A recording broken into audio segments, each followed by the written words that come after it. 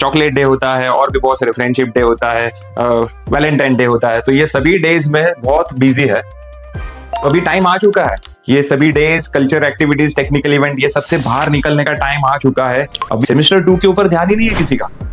कुछ कॉलेजेस में सेमेस्टर 2 का I1 भी हो गया है। मैं ऐसा नहीं कह रहा हूँ कि ये इवेंट्स या फिर डेज जो भी आप लोग सेलिब्रेट कर रहे हो ये नहीं करना चाहिए, करना चाहिए, कंफर्म करना चाहिए, क्योंकि ये जो टाइम आप लोग एंजॉय कर रहे हो ये टाइम आपके लाइफ में वापस नहीं आने वाला।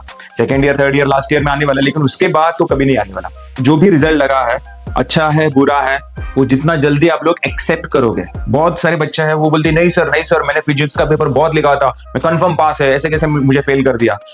हमारे पास एक ऑप्शन कौन सा है? रीचेकिंग का। रीचेकिंग को पेपर डालने का, बिंदास डालने का, ये एक सबसे इंपॉर्टेंट पॉइंट है। जो स्टूडेंट्स पास है, 24 मिला है, 25 मिला है, उनको लगता है कि नहीं सर मैंने बहुत अच्छा पेपर लिखा था, मुझे कम मार्क्स मिला है, पास तो हो चुका हूँ, मैं रीचेकिंग को अप्लाई कर रहा हूँ। बिल्कुल नहीं करने का। जो स्टूडेंट्स पास हो चुके हैं, उनको लग रहा है कि कम मार्क्स मिला है, मत डालो रीचेकिंग को पेपर, मत डालो, क्योंकि उसमें फेल होने के चांसेस बहुत रहते हैं। जो ऑल क्लियर हुए हैं उनको तो कॉन्ग्रेचुलेशंस बोलूंगा ही मैं, लेकिन जो लोग फेल हुए हैं उनको सेमेस्टर 2 के सब्जेक्ट्स के साथ सेमेस्टर 1 के सब्जेक्ट्स का भी तैयारी करना है। कुछ बच्चे क्या बोलते हैं, क्या फर्क पड़ता है? पेरेंट्स का भी, अरे देखो उनका गुस्सा भी जायज है। वो लोग ने आपके ऊपर इतना पैसा इन्वेस्ट किया, इतना खर्चा किया आपके लिए, और एक्सपेक्टेड रिजल्ट जब नहीं आता है तो थोड़ा गुस्से में कुछ तो आपको बोल जाते हैं ना। वो गुस्सा हमेशा के लिए नहीं रहता है, बस वो 2-3 सेकंड के लिए रहता है। अब वो 2-3 सेकंड में अगर आप लोग उनको रिएक्ट करोगे तो उनको बहुत बुरा लगता है।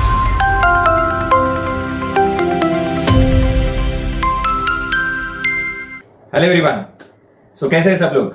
बहुत दिनों के बाद हम लोग मिल रहे हैं। सेमेस्टर 1 के 1.5 महीना हो गया। सभी बच्चे कॉलेज के टेक्निकल इवेंट्स में या कल्चरल एक्टिविटीज में या फिर जो डेज होते हैं, चॉकलेट डे होता है और भी बहुत सारे फ्रेंडशिप डे होता है, वैलेंटाइन डे होता है, तो ये सभी डेज में बहुत बिजी है। तो अभी टाइम आ चुका है, ये सभी days, culture activities, technical event, ये सबसे बाहर निकलने का टाइम आ चुका है। अभी भी बहुत बच्चे उसमें ही एंजॉय कर रहे, बिजी है। सेमेस्टर 2 के ऊपर ध्यान ही नहीं है किसी का। कुछ कॉलेजेस में सेमेस्टर 2 का I1 भी हो गया है, अभी हो रहा है, ये वीक में चालू है कुछ कॉलेजेस का। तो जितना जल्दी आप लोग ये इवेंट्स में से, कल्चर एक्टिविटीज में से बाहर निकलोगे उतना आपके लिए अच्छा रहेगा। सेमेस्टर 2 के ऊपर आप लोग जल्दी फोकस कर पाओगे। मैं ऐसा नहीं कह रहा हूँ कि ये इवेंट्स या फिर डेज जो भी आप लोग सेलिब्रेट कर रहे हो ये नहीं करना चाहिए, करना चाहिए, कंफर्म करना चाहिए, क्योंकि ये जो टाइम आप लोग एंजॉय कर रहे हो ये टाइम आपके लाइफ में वापस नहीं आने वाला। Second year, third year, last year में आने वाला, लेकिन उसके बाद तो कभी नहीं आने वाला। तो ये जो टाइम है ये भी आपको एंजॉय करना है, लेकिन समय पर उसमें से बाहर भी निकलना है आपको। सेमेस्टर 2 के ऊपर फोकस करना है। कुछ स्टूडेंट्स को जिनका रिजल्ट लगा है सेमेस्टर 1 का, थोड़ा शॉकिंग लगा रहेगा, क्योंकि एक्सपेक्ट कर रहे थे कि ऑल क्लियर होने वाला हूं, लेकिन 3 सब्जेक्ट में केटी लगा, 2 सब्जेक्ट में केटी लगा। कुछ स्टूडेंट्स ऐसे भी है जो एक्सपेक्ट कर रहे थे सर 3 केटी तो लगने वाला है, 2 केटी तो लगने वाला है, लेकिन ऑल क्लियर हुआ है। तो ऐसा थोड़ा शॉकिंग लगेगा आपको ये रिजल्ट, लेकिन हमारे लिए तो ये हमेशा की बात है। हर साल ऐसी बच्चों का बिहेवियर रहता है, एक्सपेक्टेशन रहता है, और रिजल्ट भी वैसे ही लगता है। तो इंपॉर्टेंट ये है कि आप लोग जो भी रिजल्ट लगा है, अच्छा है बुरा है, वो जितना जल्दी आप लोग एक्सेप्ट करोगे। बहुत सारे बच्चे हैं वो बोलते नहीं सर मैंने फिजिक्स का पेपर बहुत लिखा था, मैं कंफर्म पास है, ऐसे कैसे मुझे फेल कर दिया। हमारे पास एक ऑप्शन कौन सा है? रीचेकिंग का। रीचेकिंग को पेपर डालने का, बिंदास डालने का। अब देखो कुछ बच्चे बोलते हैं कि सर मुझे 21 मिला है, रीचेकिंग में अगर मार्क्स कम हो गया तो, अरे कम हो गया तो क्या हुआ? 21 मिला है, 24 मिलना चाहिए था मैकेनिक्स में, 21 मिला है मतलब तो ऑलरेडी फेल हो चुका है, करेक्ट। अब फेल मतलब 21 से अगर कम भी होता है तो उसमें बुरा होने वाली बात क्या है? 21 मिला है, फेल हुआ है मतलब तो ऑलरेडी बुरा ही हुआ है तेरे साथ। अगर हुआ तो अच्छा ही होगा, अच्छा ही होगा। रीचेकिंग में अगर मार्क्स बढ़ गया तो तू पास हो सकता है, मार्क्स कम हो गया तो पहले भी तो फेल ही था, अभी भी फेल ही है, तो डरने का नहीं। जिसको भी 20, 21, 11, 12 मार्क्स मिला है उसने भी डालने का, क्योंकि बहुत सारे ऐसे रिजल्ट्स मैंने देखे हैं। एक बच्चा है जिसको 12 मार्क्स मिला था, रीचेकिंग के बाद उसका 42 हो गया। टेक्निकल एरर होता है तो उसकी वजह से मार्क्स थोड़ा कम ज्यादा हो जाता है। हाँ, लेकिन जो स्टूडेंट्स पास है, ये एक सबसे इंपॉर्टेंट पॉइंट है, जो स्टूडेंट्स पास है, 24 मिला है, 25 मिला है, उनको लगता है कि नहीं सर मैंने बहुत अच्छा पेपर लिखा था, मुझे कम मार्क्स मिला है, पास तो हो चुका हूँ, मैं रीचेकिंग को अप्लाई कर रहा हूँ। बिल्कुल नहीं करने का।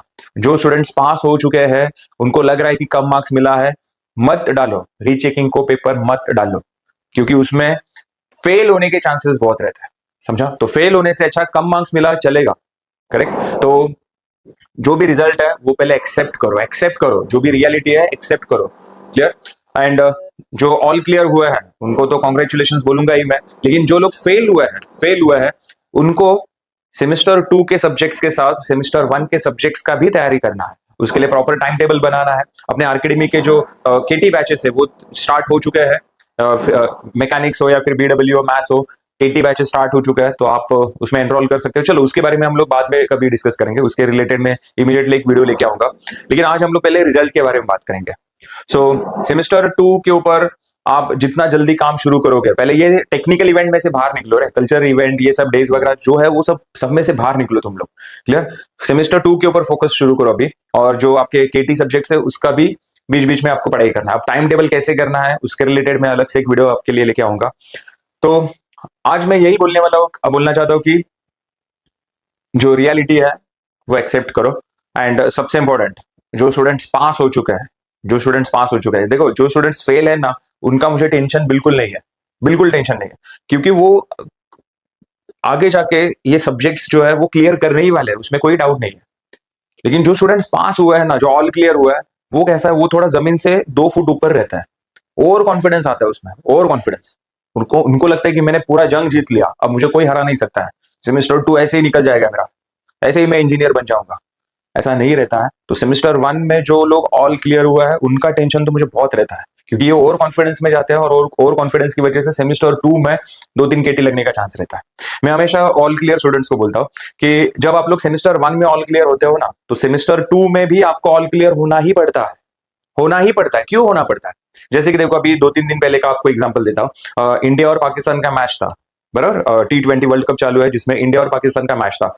उस मैच के पहले इंडिया के 2 मैचेस ऑलरेडी हो चुके थे, और जो 2 टीम के साथ मैचेस हुए थे इंडिया के, वो एकदम मतलब उनको कभी हमने देखा भी नहीं था वो टीम्स को, और सबको पता था कि इंडिया जीतने ही वाला है। करेक्ट? असली मजा कहां पर था? इंडिया और पाकिस्तान के मैच में। अब वहां पर अगर गलती से इंडिया हार जाता था, तो हम सब लोग क्या कहते थे? अरे नहीं, वो पहला जो 2 मैच था वो तो ऐसे ही तुक्का मार दिया था, वो एकदम सादा टीम था इसलिए वो जीत गया, या फिर नसीब से जीते। हम लोग ऐसे ही बोलते थे, बराबर।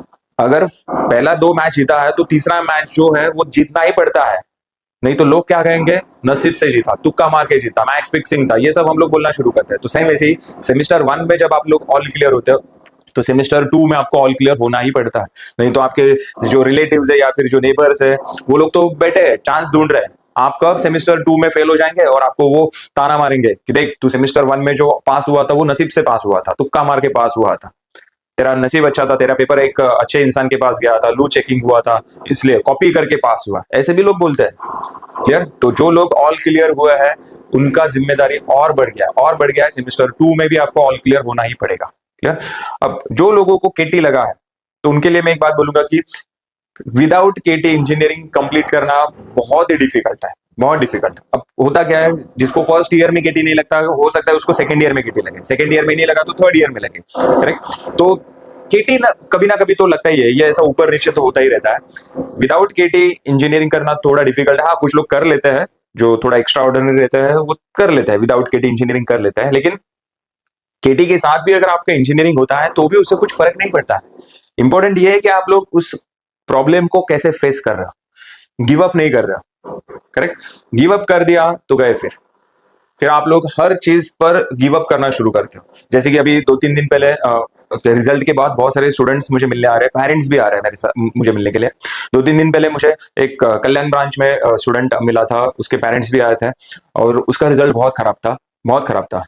तो उन्होंने बोल दिया कि सर हम लोग क्विट कर रहे हैं, इंजीनियरिंग छोड़ रहे हैं। ये ऑप्शन तो है ही नहीं आपके पास, इंजीनियरिंग छोड़ना ऑप्शन है ही नहीं। चलो इंजीनियरिंग छोड़ भी दिया तो क्या करोगे क्या फिर? तो आपके दिमाग में क्या बोलूं मैं, चलो इंजीनियरिंग नहीं तो फिर बीएससी करेंगे। किसने बोला आपको कि बीएससी इजी होता है? बीएससी इजी होता है किसने बोला? अब बीएससी में आप लोग एडमिशन लोगे, वहां पर भी आपको फर्स्ट ईयर में ऐसी ही हालत रहेगा, वहां पर भी बहुत सारे केटी लगेंगे, फिर आप लोग बोलेंगे अरे नहीं बीएससी बहुत डिफिकल्ट है, चलो हम लोग अब बीकॉम करते हैं।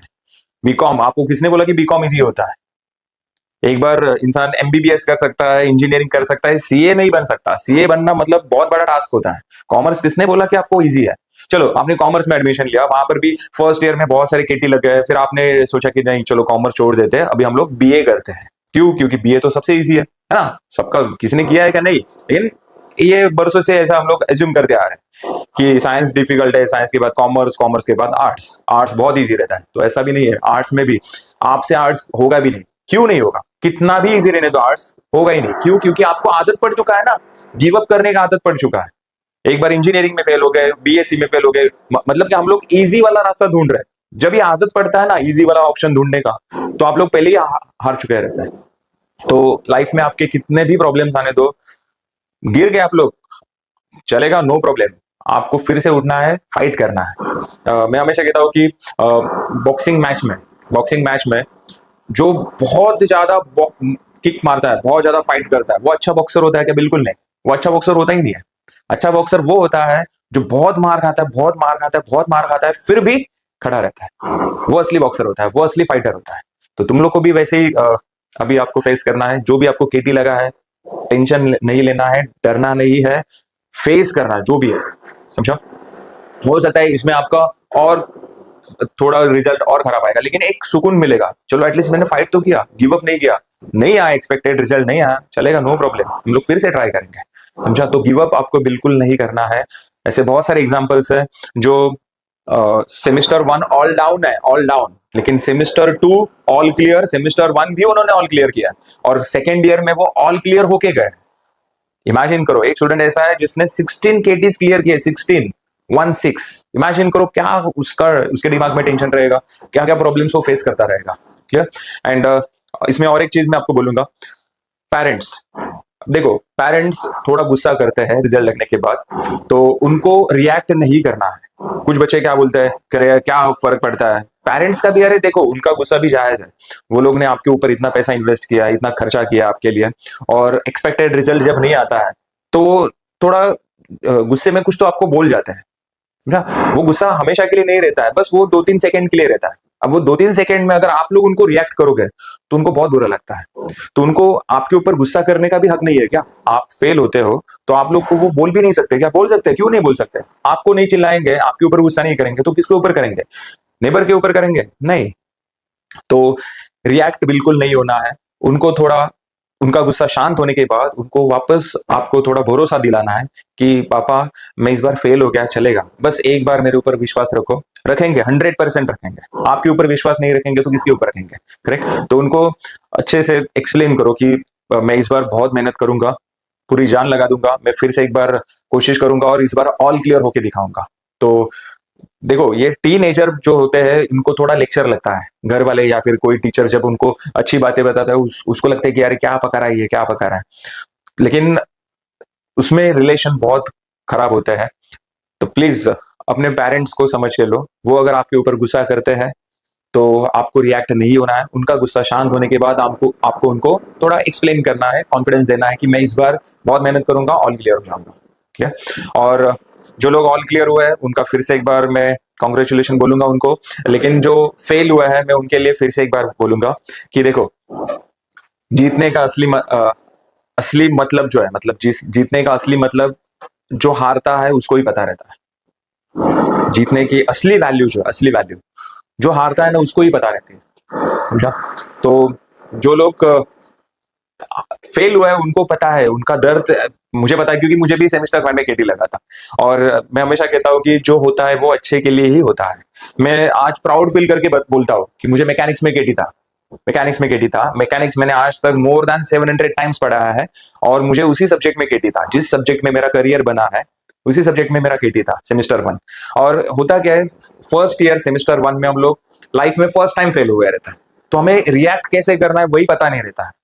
जूनियर केजी से लेके अब तक के जर्नी तक 12 तक मार्क्स कम ज्यादा मिला रहता है, लेकिन कभी फेल हुए नहीं रहता है। लेकिन सेमेस्टर 1 में आने के बाद हम लोग फर्स्ट टाइम लाइफ में फेल होता है, तो समझ में नहीं आता कि इसको हैंडल कैसे करो, इस सिचुएशन को रिएक्ट कैसे करो। करेक्ट? तो इसलिए बहुत स्टूडेंट जो है वो थोड़ा टेंशन में आते हैं, डिप्रेशन में जाते हैं, तो ऐसा बिल्कुल नहीं करना है। मैं भी जब सेमेस्टर 1 में फेल हुआ था, मैकेनिक्स में केटी लगा था, तो मैं हमेशा ऐसा भगवान को बोलता था कि अरे भगवान मैं क्यों, मुझे इतना दर्द क्यों दिया, मेरे साथ ही ऐसा क्यों होता है। तो भगवान ने मुझे उसका आंसर, मैंने जितने भी क्वेश्चंस पूछे थे भगवान को, उसका आंसर भगवान ने मुझे आज दिया, अभी दे रहा है। देख, इसलिए मैंने तुझे फेल किया था। क्यों? क्योंकि सेमेस्टर 1 में भगवान को पता चल गया था कि मैं मैकेनिक्स में इतना अच्छा नहीं हूं, तो इसलिए उसने मुझे फेल किया। मैंने सेमेस्टर 2 में मैकेनिक्स एकदम जान लगा के पढ़ाई किया, एकदम बेसिक्स, एकदम डिटेल में जाके पढ़ाई किया, तब जाके मेरा मैकेनिक्स बहुत अच्छा हुआ, पेपर भी क्लियर हो गया, वापस कभी केटी नहीं लगा, और आगे जाके मुझे मैकेनिक्स पढ़ाने में कॉन्फिडेंस आ गया। करेक्ट। तो भगवान को ये सब पता था कि ये इंसान आगे जाके बहुत सारे स्टूडेंट्स को, बहुत सारे लोगों को मैकेनिक्स पढ़ाने वाला है, तो पहले इसका तो मैकेनिक्स अच्छा होना चाहिए। तो भगवान को लगा सेमेस्टर 1 में कि मेरा मैकेनिक्स अच्छा नहीं है, चलो इसको फेल कर दे फिर। करेक्ट। तो जो होता है वो अच्छे के लिए होता है, ये बात हमेशा दिमाग में फिट रखो। अच्छा हुआ है, बुरा हुआ है, जैसा भी हुआ है, ये सब भगवान ने डिसाइड किया हुआ है, उसके ऊपर भरोसा रखो, मेहनत करते रहो, गिव अप कभी नहीं करना है। जो होगा वो अच्छा ही होगा। आपके मन में जितने भी अभी क्वेश्चंस है, बहुत सारे सवाल है, ये सब के आंसर्स आपको मिलने वाले हैं, भगवान कभी ना कभी तो देने ही वाला है। हाँ, कुछ लोगों को थोड़ा जल्दी मिलेगा, कुछ लोगों को थोड़ा लेट मिलेगा, लेकिन आपके मेहनत का फल जो है वो 100% आपको मिलेगा। 100 गुना, 200 गुना, 1000 गुना मिलेगा। आपने एक्सपेक्ट भी नहीं किया रहेगा कि इतना आपको रिटर्न में मिलने वाला है, इतना कामयाबी आपको मिलने वाला है। आपने अभी इस सिचुएशन पर एक्सपेक्ट भी, इमेजिन भी नहीं किया रहेगा। 100% मिलने वाला है। बस अपना काम ईमानदारी से करते रहो, गिव अप नहीं करना है। क्लियर?